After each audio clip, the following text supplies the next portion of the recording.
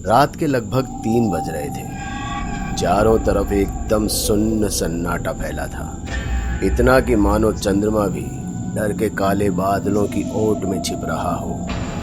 उसी बीच कांटेदार जंगल से घिरी सड़क पर एक आदमी किसी ज़ॉम्बी की तरह बदहवास हो चला जा रहा था। उसे ना तो इस रात के घनघोर अंधेरे से डर लग रहा था और ना ही जंगल से आने वाले भेड़ियों की आवाज से कोई फर्क पड़ रहा था। तभी उस सड़क पर पुलिस की गश्त करती हुई एक गाड़ी आई, जिसकी नजर उस आदमी पर गई और उन्होंने गाड़ी स्लो कर दी। हेलो हेलो कंट्रोल रूम, मैं पीसीआर 22 से सामंत बोल रहा हूँ। इधर खंडर के पीछे वाले रास्ते में एक आदमी खूनम खून होकर चला जा रहा है। मैं यहाँ बिल्कुल अकेला हूँ, इधर मुझे बैकअप चाहिए जल्दी, तब तक मैं हालात का जायजा लेता हूँ। सामंत ने आदमी से कुछ दूर पीछे ही अपनी गाड़ी रोक ली थी और फिर गाड़ी से उतर उसकी तरफ रिवॉल्वर तानते हुए आगे बढ़ा। ए रुक, हाथ उठा और पीछे घूम, बिना किसी होशियारी के, वरना यहीं ठोक दूंगा। सामंत के कहने पर वो आदमी रुक तो गया, पर ना तो उसने अपने हाथ उठाए और ना ही पीछे मुड़कर देखा। इसलिए सामंत अपने रिवॉल्वर को और मजबूती से तानते हुए उसके करीब जा पहुंचा। अबे साले, तुझे समझ में नहीं आता क्या? बोला ना हाथ उठा और पीछे घूम, अब घूमता है कि ठोक डालूं? सामंत की बात सुनते ही वो आदमी चीखते हुए पीछे मुड़ा। तभी हड़बड़ाहट में सामंत ने अपने रिवॉल्वर के बेस से उस आदमी के सिर पर दे मारा, जिससे वो आदमी वहीं गिर पड़ा। उसकी पलकें ऐसे खुलने और बंद होने लगती है जैसे कि वो अपना होश खो रहा हो। उसका चेहरा बुरी तरह खून से सना हुआ था और उसके हाथ में एक चाकू था। सामंत सबसे पहले रुमाल की मदद से उस आदमी के हाथ से चाकू ले लेता है और फिर उसके दोनों हाथों को हथकड़ी में बांध देता है। वो आदमी बेहोश हो चुका था। तभी वहां पुलिस की एक और गाड़ी एम्बुलेंस के साथ आई और उसे उठाकर पास के हॉस्पिटल में ले गई। हॉस्पिटल काफी पुराना और जर्जर हो चुका था। मुश्किल के कुछ ही गिने चुने लोग वहां पर भर्ती थे और उनके साथ उनके परिवार के कुछ लोग भी। पर जैसे ही उन्होंने हथकड़ी से बंधे उस आदमी को ले जाते हुए देखा तो अस्पताल में भगदड़ मच गई और लोग आपस में बातें बनाने लगे। अरे उसे देखो ना, कैसे बांध कर ला रहे हैं। लगता है कोई बहुत बड़ा मुजरिम होगा। मुझे तो कोई राक्षस लग रहा है, खून से सरोबार। रास्ते से हट जाइए आप लोग। लोगों को रास्ते से हटाता हुआ सामंत उसे डॉक्टर के पास इमरजेंसी वार्ड में ले गया, जहां उस आदमी को देख डॉक्टर भी हैरान हो गए। इसके हाथ खोलो। डॉक्टर, हमें नहीं पता कि ये है कौन, बहुत ज्यादा खतरनाक भी हो सकता है। आपको इसका इलाज ऐसे ही करना होगा। मिस्टर सामंत, ये आपका पुलिस स्टेशन नहीं है, ये मेरा हॉस्पिटल है और मैं इसका इलाज तभी कर पाऊंगा जब इसके हाथ खुलेंगे। डॉक्टर की जिद पर सामंत उस आदमी के हाथ खोल देता है और उसके बारे में तफ्तीश करने के लिए 2 कांस्टेबल को वहीं छोड़कर खुद निकल पड़ता है। सामंत के जाते ही डॉक्टर अपने इलाज में लग जाते हैं। पूरे शरीर में खून साफ करने के बाद डॉक्टर के होश उड़ गए, क्योंकि उसके शरीर पर कहीं भी खरोच के निशान नहीं थे।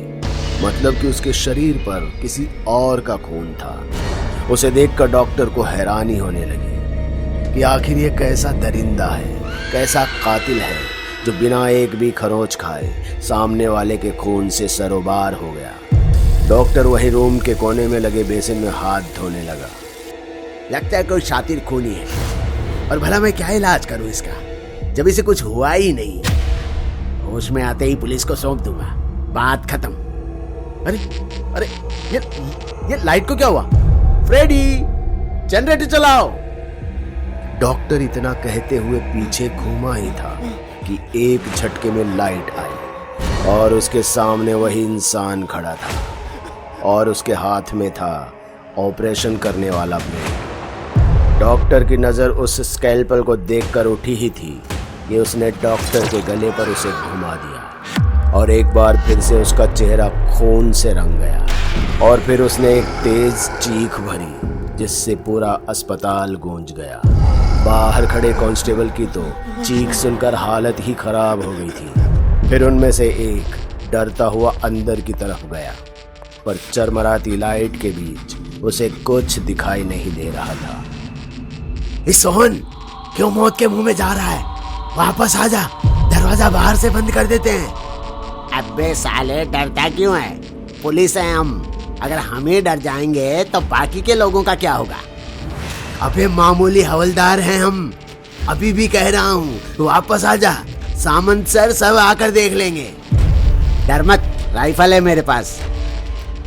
सोहन ने राइफल उठाई ही थी कि वो इंसान किसी भेड़िए की तरह उस पर पीछे से झपटा और अपने दोनों हाथों से उसके गले को फाड़ने लगा। सोहन के हाथ से राइफल छूट गई और वो अपने आप को उससे बचाने की कोशिश करने लगा। उसे देखकर दूसरा हवलदार समझ गया कि सोहन अब नहीं बच पाएगा, इसलिए वो दरवाजे को बंद कर देता है। कमरे से सोहन के निकलने वाली चीख को सुन काफी सारे लोग इकट्ठा हो गए थे, पर किसी की हिम्मत नहीं हुई कि अंदर जाए। कुछ ही देर में वहां सामंत भी आ गया। उसने देखा कि कोई खिड़की से उस दरिंदे से बात कर रहा है। विक्रम सर, मैं मजबूर था। उस हादसे के बाद मैंने डिपार्टमेंट भी छोड़ दिया, फिर भी उन लोगों ने हत्या का बोझ मेरे सीने में उतार दिया। यह अकेले मेरा हाल नहीं है तेजस, मेरे जैसे कितने लोग उस दिन बचे थे। अब वो सब कहीं ना कहीं तबाही मचा रहे होंगे। अगर तुम लोगों ने उन्हें जंगल से नहीं भगाया होता तो आज ये नहीं होता। कौन है तू और क्या लगता है तेरा ये खूनी? और साले कौन सी गैंग है तेरी जो इतनी तबाही मचा रही है? बता, नहीं तो सबको यहीं तोड़ता हूं मैं। ये बोलना, बोलता क्यों नहीं? साले 2 मर्डर करके हीरो बनता है और तू बता क्या बात चल रही थी? सामंत की बात सुनते ही विक्रम चांद की रोशनी से तुरंत भेड़िए में बदल गया और कमरे के अंदर तबाही मचाने लगा। जोर जोर से दरवाजा पीटने लगा। सामंत को विश्वास ही नहीं हो रहा था कि उसकी आंखों के सामने ये सब क्या हो रहा है। वो पीछे हटते हुए किसी को फोन करने लगा, पर तेजस अभी भी खिड़की से विक्रम को शांत करने की कोशिश कर रहा था। तभी सामंत ने तेजस को कॉलर से पकड़ते हुए दूसरी तरफ खींच लिया। ओए, क्या चल रहा है ये सब? जल्दी बता वरना जान से मार दूंगा। तमीज से इंस्पेक्टर, सीबीआई रिजॉइन किए हुए ज्यादा दिन नहीं हुए मुझे, बस एक कॉल और तेरी वर्दी उतर जाएगी। और ये सब जो हो रहा है उसकी साजिश आज से कई साल पहले जंगल में हुई थी। तेजस सामंत को करीब 4 साल पहले की कहानी सुनाता है। उस जंगल की जहां शहर के रहन सहन से दूर एक कबीले वाले रहते थे, जहां की जमीन के ऊपर कई बिजनेसमैन की नजरें थी, क्योंकि उसके नीचे अरबों खरबों के मिनरल्स दबे हैं। इसलिए वो उस जगह को किसी भी कीमत पर खाली करवाना चाहते थे।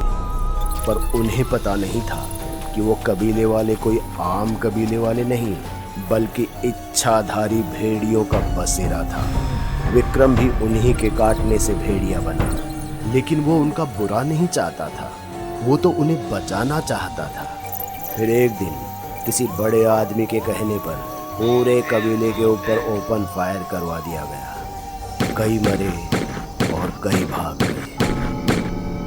तब से उस जगह पर उन बिजनेसमैन का कब्जा है और उसी कबीले में उनके कुल देवता की प्रतिमा भी है, जिनके आशीर्वाद से ही ये भेड़िया से इंसान बने और केवल पूर्णिमा के दिन ही भेड़ियों में बदलते थे। पर बदले में उन्हें हर पूर्णमासी को कुल देवता की साधना करनी होती थी, जो अब नहीं हो पा रही है। इसलिए ये अब सिर्फ पूर्णमासी ही नहीं, बल्कि हर दिन भेड़ियों में बदल जाते हैं और तबाही मचाते हैं। समझे इंस्पेक्टर? और सब लोग यहाँ से भाग जाओ, क्योंकि अगर ये बाहर आ गया ना तो सबको खत्म कर देगा। तेजस की बात सुनते ही सब लोग डर के मारे भागने लगे, खुद तेजस भी। सामंत भी वहां से भागने को हुआ ही था कि तभी किसी भागते हुए इंसान से उसकी टक्कर हुई, जिससे वो वहीं गिर गया। उसने उठने की कोशिश भी की, लेकिन उठ नहीं पाया। उधर विक्रम भेड़िया बन पूरी ताकत से खिड़की के सरिये तोड़ने लगा। और फिर देखते ही देखते सारे सरिये तोड़कर वो खिड़की से बाहर आ गया और अपनी छाती पीटते हुए चिंघाड़ने लगा और धीमे कदमों के साथ साथ आंखों में गुस्सा लिए वो सामंत की तरफ बढ़ चला। सामंत उठ तो नहीं पाया था, पर खुद को घसीटता हुआ पीछे खिसकाने जरूर लगा। एक ही पल में विक्रम उसके सामने आकर खड़ा हो गया। उसके सामने सामंत किसी बच्चे की तरह दिख रहा था, जिसके चेहरे पर मौत का खौफ था। विक्रम ने अपने हाथ को उठाया और सामंत को टांग से पकड़ते हुए उल्टा लटका दिया और दूसरे हाथ से वो उसे फाड़ने ही वाला था कि तभी विक्रम को तेज झटका लगता है और सामंत उसके हाथ से छूटकर नीचे गिर गया और अगले ही पल दो लोगों ने उसे खींचकर अलग कर दिया और अलग करते ही उसे बिजली के झटके देने लगे और तब तक देते रहे जब तक जमीन पर गिर वो वापस से इंसान नहीं बन गया। इंसान के रूप में आते ही विक्रम बेहोश हो गया और लोग उसे जंजीर से बांधकर डॉक्टर के पास ले गए, जहां बिस्तर पर वो कई दिनों तक बेहोश रहा।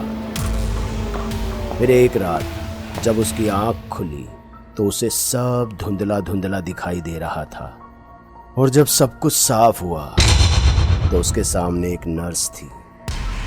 सर, पूरे 5 दिन के बाद आज आपने पूर्णमासी के दिन आँख खोली है। लगता है आपका जन्म ही भेड़िए को खत्म करने के लिए हुआ है।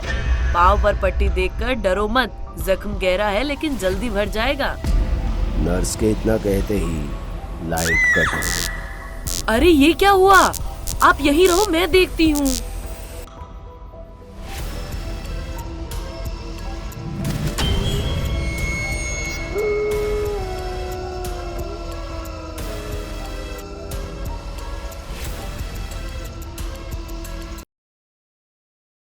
दोस्तों, अगर आपको हमारी कहानी अच्छी लगी हो तो लाइक, कमेंट और शेयर जरूर करें। साथ ही रेगुलर अपडेट के लिए चैनल को सब्सक्राइब करें। और अगर आपके पास भी कोई डर से भरी दमदार कहानी है तो भेजिए हमारे मेल एड्रेस पर अभी।